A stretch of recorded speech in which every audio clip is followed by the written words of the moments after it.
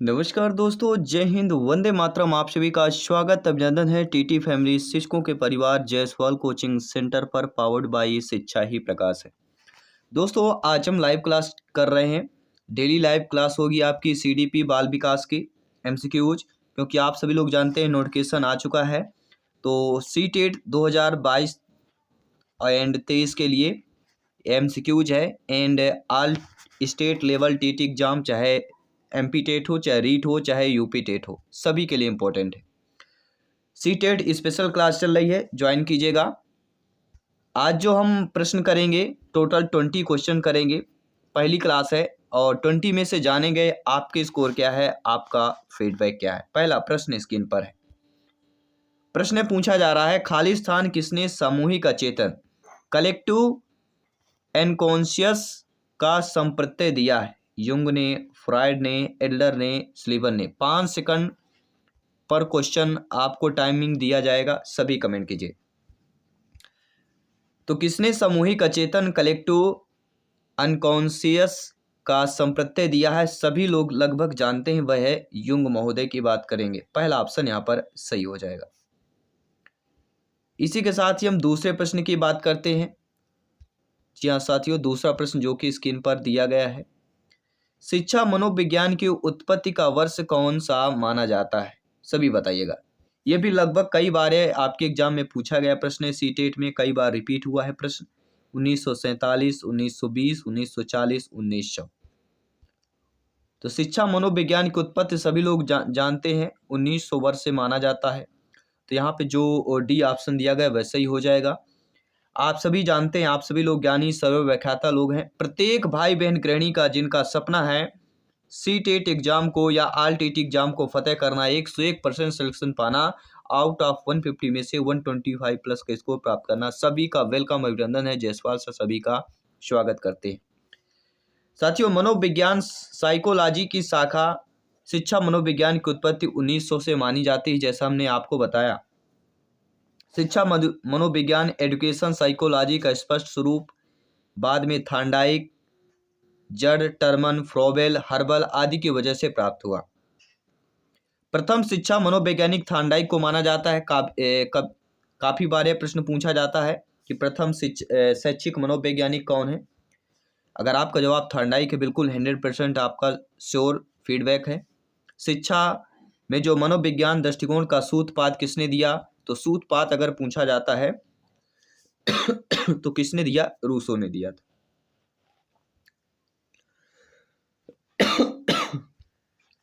अगला प्रश्न, तीसरा प्रश्न है, निम्नलिखित में से कौन सा मुख्य रूप से आनुवंशिकता संबंधी कारक है? आंखों का रंग, सामाजिक गतिविधियों में भागीदारिता, समकक्ष व्यक्तियों के समूह के प्रति अभिवृत्ति या चिंतन पैटर्न। सभी चयन कीजिएगा। कौन सा मुख्य रूप से आनुवंशिकता संबंधी कारक है? तो आप सभी लोग लगभग जानते हैं हम किसकी बात करेंगे। आंखों के रंग, पहला ऑप्शन सही हो जाएगा। देखिए साथियों, आनुवंशिकता वह प्रक्रिया है जिसके द्वारा बच्चे को सभी लक्षण अपने माता पिता के आनुवंशिकता रूप से मिलते हैं, और इन लक्षणों को स्थानांतरित करने के लिए कुछ माध्यम की आवश्यकता होती है। यह गुणसूत्रों में निहित जीन के अलावा कुछ नहीं है। ऐसी आनुवंशिकता के कारण होता है हम बच्चों और उनके माता पिता के बीच एक समानता पाते हैं। अक्सर आप देखते होंगे जो समानता मिलती है वो किसके अकॉर्डिंग है? वह आपके आनुवंशिकता संबंधी कारक की बात करेंगे, जीन्स की बात करते हैं। अगला प्रश्न है, एक बच्चा कहता है कि धूप में कपड़े जल्दी सूख जाते हैं। यह सी टेट में आया हुआ प्रश्न है। स्पेशल सी टेट क्लासेस चल रही है, नोट कर लीजिएगा। धूप में कपड़े जल्दी सूखते हैं, वह कौन सी समझ को प्रदर्शित कर रहा है? अहम केंद्रित चिंतन की बात करेंगे, कार्यकरण की बात करेंगे, विपर्य चिंतन की बात करेंगे, प्रतीकात्मक विचार की बात करेंगे। सभी कमेंट कीजिएगा।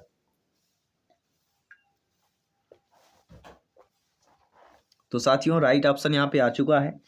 राइट ऑप्शन हमारा क्या हो जाएगा? वह होगा कार्यकरण। ये सी टेट में आया हुआ प्रश्न। अगला प्रश्न, विकास कैसा परिवर्तन होता है? विकास एक गुणात्मक परिवर्तन है, रचनात्मक है, गणनात्मक है, नकारात्मक है। देखिए विकास शब्द होता है, विकास यानी प्रगति, नकारात्मक नेगेटिव तो हो ही नहीं सकता, ठीक है।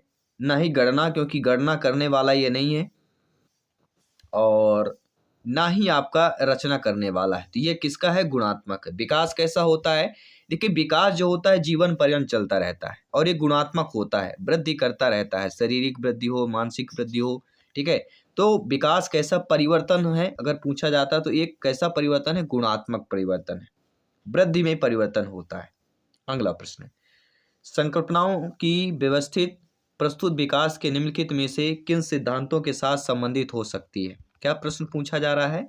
संकल्पनाओं की व्यवस्थित प्रस्तुति विकास के किन सिद्धांतों से संबंधित होती है? विकास के परिणाम स्वरूप वृद्धि होती है, विकास विषम जातीयता से स्वायत्तता की ओर अग्रसर होता है, विद्यार्थी विभिन्न दरों पर विकसित होते हैं, या विकास सापेक्ष रूप से क्रमिक होता है। तो विकास के प्रस्तुत में अगर सिद्धांत से संबंधित अगर बात करें तो आप सभी लगभग जानते हैं जो विकास होता है वह सापेक्षिक रूप से जो है क्या है? क्रमिक होता है। यहाँ पे हमारा डी ऑप्शन सही हो जाएगा। आई होप सभी समझ गए होंगे। सभी मित्रों को जय हिंद, वंदे मातरम, इंकलाब जिंदाबाद। एनर्जी को डाउन नहीं करना साथियों, सीटेट फतेह करना है। मानवीय मूल्यों जो प्रकृति में सार्वत्रिक के विकास का अर्थ होता है वह मतारोपण है, अंगीकरण है, अनुकरण है, या अभिव्यक्ति होता है। अब इन ऑप्शनों में से देखिएगा जो ऑप्शन आपने पढ़ा होगा, आपने अनुकरण पढ़ा होगा और अभिव्यक्ति पढ़ा होगा, लेकिन यहाँ पे प्रश्न पूछा जाए मानवीय मूल्यों जो प्रकृति में सार्वत्रिक हो, तो सार्वत्रिक शब्द तो अनुकरण नहीं कर सकता जो सार्वत्रिक होगा, ठीक है। तो मानवीय मूल्यों में जो प्रकृति में सार्वत्रिक हो, इस विकास का अर्थ क्या हो जाता है? अभिव्यक्ति हो जाता है, ठीक है। डी ऑप्शन यहाँ पर सही हो जाएगा। अगला प्रश्न देख लेते हैं क्या साथियों पूछा जा रहा है। अगला प्रश्न आप लोगों की स्क्रीन पर दिया गया है। प्रश्न है कि यदि शिक्षार्थी, विद्यार्थी, बालक, बालिका पाठ के दौरान लगातार गलतियां कर रहा है तो शिक्षक को क्या करना चाहिए? आप शिक्षक हैं, आप लोग भावी अध्यापक अध्यापिका हैं, अक्सर आप देखते हैं कि पाठ के दौरान बालक, बालिका, शिक्षार्थी, विद्यार्थी क्या है? पाठ करते समय, पढ़ते समय लगातार गलतियां कर रहा है, तो एक शिक्षक के रूप में आप क्या करना चाहिए? सभी कमेंट कीजिएगा। तो एक शिक्षक के रूप में आपका जो कार्य होना चाहिए वह कैसा कार्य होना चाहिए?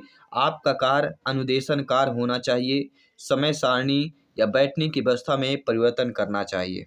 जी हाँ, अगर लगातार गलती कर रहा है तो पहले बात तो अनुदेशन कार्य में सुधार लाना है, समय सारणी पे सुधार लाना है, और बैठने की व्यवस्था में परिवर्तन करना, ये हमारा हो जाएगा, ठीक है। बाकी जो अदर ऑप्शन देखें, गलतियां करने वाले शिक्षार्थी, गलतियां करने वाले विद्यार्थी, तो पेडागोजी शिक्षा शास्त्र बाल विकास में जो गलतियां हैं यहाँ पे नेगेटिव हमारा प्रश्न बन जाता है, जबकि नेगेटिव प्रश्न पूछा नहीं गया था। अगला है, एक कक्षा में व्यक्तित्व भिन्नताओं के क्षेत्र हो सकते हैं। तो किसी एक कक्षा में एक स्कूल के एक क्लास में व्यक्तित्व भिन्नता हमारे और आप में, हम सभी व्यक्ति हैं और हमारे आप में सभी में क्या पाई जाती है? व्यक्तित्व भिन्नता पाई जाती है, और इन व्यक्तित्व भिन्नताओं के क्षेत्र हो सकते हैं। कौन कौन से क्षेत्र हो सकते हैं? रुचि के आधार पर व्यक्तित्व भिन्नताएं होती हैं, सीखने के आधार पर अलग अलग अनुभव होता है, अलग अलग सीखने के होते हैं, चरित्र के आधार पर भी व्यक्तियों में विभिन्नताएं पाई जाती हैं, हमारे और आप में विभिन्नताएं पाई जाती हैं। तो ये सभी जो ऑप्शन दिए गए हैं, ये सभी ऑप्शन जो है एक कक्षा में व्यक्तित्व भिन्नताओं के क्षेत्र हो सकते हैं। ये सभी प्रकार के बच्चे हो सकते हैं, इसलिए हमारा डी ऑप्शन सही हो जाएगा। आई होप आप समझ गए होंगे। आइए बात करते हैं अगले प्रश्न की। अगला प्रश्न है, समायोजन शिक्षा का मुख्य कार्य क्या होता है? समायोजन शिक्षा का मुख्य कार्य विद्यालय न आने वाले बच्चों को विद्यालय में लाना, विशेष आवश्यकता वाले बच्चों को मुख्य धारा में लाना, विशेष व समान बच्चों के साथ पढ़ने की सुविधा देना, या उपरोक्त सभी कमेंट कीजिएगा। जी हाँ साथियों, आप सभी का वेलकम, अभिनंदन है। देखिए समायोजन शब्द दिया गया है, वो भी शिक्षा का मुख्य कार्य पूछा जा रहा है, तो समायोजन में विद्यालय न आने वाले बच्चों को विद्यालय में लाना, ये समायोजन है, ये मुख्य कार्य होता है शिक्षा के लिए। जो बच्चा विद्यालय नहीं आता उसको विद्यालय कैसे लाया जाए, ठीक है। विशेष आवश्यकता वाले बच्चों को मुख्य धारा में लाना, ये भी समायोजन शिक्षा का मुख्य कार्य है। विशेष व समान बच्चों के साथ पढ़ने की सुविधा देना, ये भी समायोजन शिक्षा का मुख्य कार्य है। तीनों मुख्य कार्य हैं, इसलिए उपरोक्त सभी ऑप्शन हमारे डी वाला ऑप्शन सही हो जाएगा।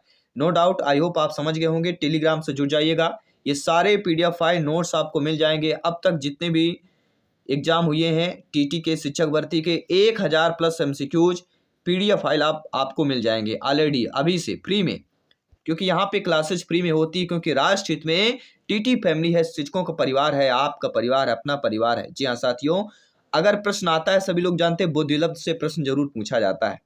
तो बच्चे की बुद्धिलब्ध जो है 90 से 110 के मध्य है, तो वह क्या होगी? ये 1 नंबर कन्फर्म आ गई। इस प्रकार का प्रश्न अवश्य पूछा जाएगा। तो बच्चे की बुद्धिलब्ध जो है 90 से 110 के मध्य है, तो क्या पूछा जाएगा? देखिए 100 जो है सामान्य माना जाता है, और हम आपको बता चुके हैं 91 से लेके 109 तक भी सामान्य माना जाता है। ठीक है, तो ये जो लेवल दिया गया है ये सामान्य लेवल का ही दिया गया है, इसके मध्य बीच में पूछा गया है। मध्य मतलब 91 से लेके 109 तक पूछा जा रहा है। तो जिस बच्चे की बालक बालिका की शिक्षार्थी विद्यार्थी की बुद्धिलब्ध 91 से 109 के बीच होगी, वह बालक बच्चे या बालिका वह सामान्य बुद्धि के मध्य कहला जाएगा। उस बच्चे की बुद्धिलब्ध सामान्य बुद्धि कहला जाएगी।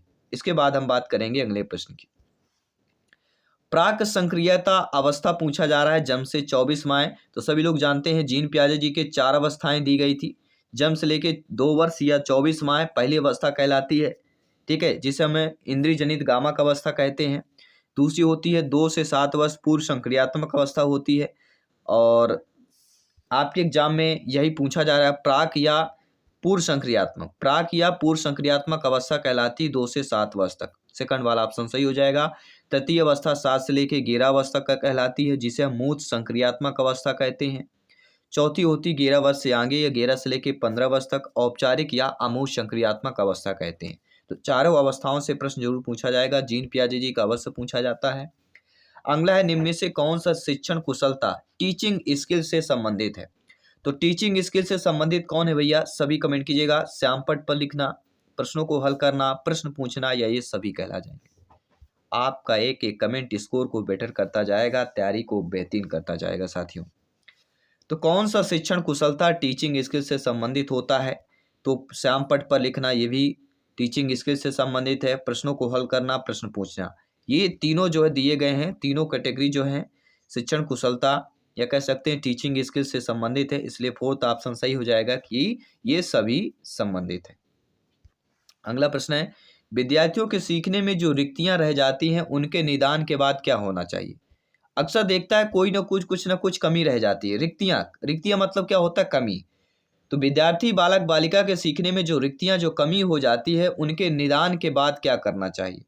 उनके निदान खाली स्थान के बाद होना चाहिए, सघन अभ्यास कार्य होना चाहिए, सभी पाठों को व्यवस्थित रूप से दोहराना चाहिए, शिक्षार्थियों अभिभावकों को उपलब्धि के बारे में बताना चाहिए, या समुचित उपचारात्मक कार्य करना चाहिए। तो कोई बालक बालिका जो गलती करता है, जो इसमें रिक्तियां रह जाती हैं, सीखने में कमी रह जाती हैं, उसके निदान करने के लिए क्या करना चाहिए? तो उसके निदान करने के लिए आप सभी लोग जानते हैं क्या करना चाहिए? समुचित उपचारात्मक कार्य करना चाहिए। डी ऑप्शन सही हो जाएगा। इसके बाद 5-6 प्रश्न और बचे हुए हैं। इस क्लास के MCQs चल रहा है, आपका चैप्टर चल रहा है बाल विकास, CDP, child development and pedagogy. साथियों अगला प्रश्न है, मैकडूगल के अनुसार मूल प्रवृत्ति जिज्ञासा का संबंध कौन सा संवेग है? भय, घृणा, आश्चर्य, भूख। ये सारे आपके देखिए मूल प्रवृत्ति हैं। वो भी मैकडूगल ने 14 मूल प्रवृत्तियां दी हैं, आप सभी लगभग जानते हैं, जिनमें जिज्ञासा का संबंध केवल पूछा जा रहा है। तो जिज्ञासा का संबंध आश्चर्य से होता है। आपकी किसमें जिज्ञासा है, आपकी किसमें रुचि है, इसका संबंध किससे होता है? आश्चर्य से हो जाएगा, क्योंकि ना तो जिज्ञासा का संबंध भय से, ना घृणा से, ना भूख से होता है। जिज्ञासा मतलब एक उत्सुकता, जानने की इच्छा, तो यहाँ पे आश्चर्य हो जाएगा। आइए समझते हैं साथियों, आप लगभग सभी जानते हैं कि मैकडूगल के अनुसार प्राथमिक भावनाएं भय, घृणा, आश्चर्य, बोध, साथ ही साथ आपकी अधीनता, विचलन, कोमलता, ये हमारी अगर पूछा जाए कि मैकडूगल के अनुसार प्राथमिक भावनाएं कौन कौन सी हैं, तो भय, घृणा, आश्चर्य, बोध, अधीनता, विचलन और कोमलता, ये हमारे प्राथमिक भावनाएं अगर पूछा जाता है। और प्रत्येक सहज प्रवृत्ति में एक समान भावना होती है। संज्ञानात्मक यानी जानने या बोधमय पहलू जो है प्रभावित या भावनात्मक पहलू कहला जाता है। यहाँ पे हमारा कौन सा ऑप्शन सही हो जाएगा? अगर देखे जाए जिज्ञासा का संबंध आश्चर्य की बात करते हैं। आइए बात करेंगे अगले प्रश्न की। अगला है औपचारिक संक्रियात्मक जो अवस्था कहलाती है वे कौन सी कहलाती है? औपचारिक आय या अमूर्त संक्रियात्मक अवस्था है, ये सेम चीज है। तो अमूर्त मतलब 11 के बाद या 11 से लेके 15 वर्ष तक की अवस्था, अमूर्त या औपचारिक संक्रियात्मक अवस्था। तो यहाँ पे डी ऑप्शन साथियों सही हो जाएगा, क्योंकि हम ऑलरेडी आपको डिटेल के साथ बता चुके हैं। अगला प्रश्न है अधिगम का पुनरावृत्ति का सिद्धांत किसने दिया? सभी बताइएगा। जी हाँ साथियों, प्रश्न आ चुका, बेहतरीन प्रश्न है। अधिगम के पुनरावृत्ति का सिद्धांत किसने दिया? तो आपके प्रश्न से ही पता चल गया होगा पुनरावृत्ति का सिद्धांत। तो पुनरावृत्ति सिद्धांत की अगर बात करते हैं तो स्टैनले हॉल की बात करेंगे साथियों। यह सिद्धांत आवश्यकता पर बल देता है। सीखने के प्रबलन सिद्धांत का प्रतिपादक सभी लोग जानते हैं क्लार्क हेल के द्वारा कब दिया गया? 1915 में दिया गया। इसके बाद हम बात करेंगे अगले प्रश्न की। अगला प्रश्न स्क्रीन पर है। क्रिस्टीना अपनी कक्षा को छेद भ्रमण पर ले जाती है और वापस आने पर वह विद्यार्थियों के साथ भ्रमण पर चर्चा करती है। तो वह खाली स्थान किसकी ओर संकेत करती है? तो एक शिक्षार्थी है, एक शिक्षिका है, यहाँ पे एक टीचर की भूमिका की बात करेंगे। वह अपनी कक्षा को ही अपनी छेद भ्रमण पर ले जाती है, टूरिस्ट पर ले जा रही है। तो ऐसी अध्यापिका जो टूरिस्ट पर ले जा रही हैं और वापस आने पर जो उन्हीं विद्यार्थियों के साथ अपनी कक्षा के साथ भ्रमण पर चर्चा करती हैं, क्या गया, क्या क्या देखा हमने, कौन कौन से वृक्ष पेड़ वगैरह देखा, ये सारी चर्चा करती हैं। तो ये चर्चा करना किसकी ओर संकेत करता है? तो सभी लोग जानते हैं जब कई चीज हम सीखते हैं, कहीं पर जाते हैं, दृश्य देखते हैं, उनसे संबंधित अगर पूछा जाता है तो सीखने के आकलन से संबंधित यह संकेत करता है कि जो हमने वहां कर सीखा, देखा, जाना, समझा, उसके पर आकलन पूछा जा रहा है। ठीक है, तो अध्यापक द्वारा जो कृष्णा के द्वारा ये जो पूछना जो है वह सीखने के आकलन से संबंधित हो जाएगा, यह संकेत कर रहा है। अगला प्रश्न है भाषा विकास के लिए प्रारंभिक बचपन कौन सा काल होगा? अमहत्वपूर्ण होगा, अति संवेदनशील, निरपेक्ष होगा या कम महत्वपूर्ण की बात करते हैं।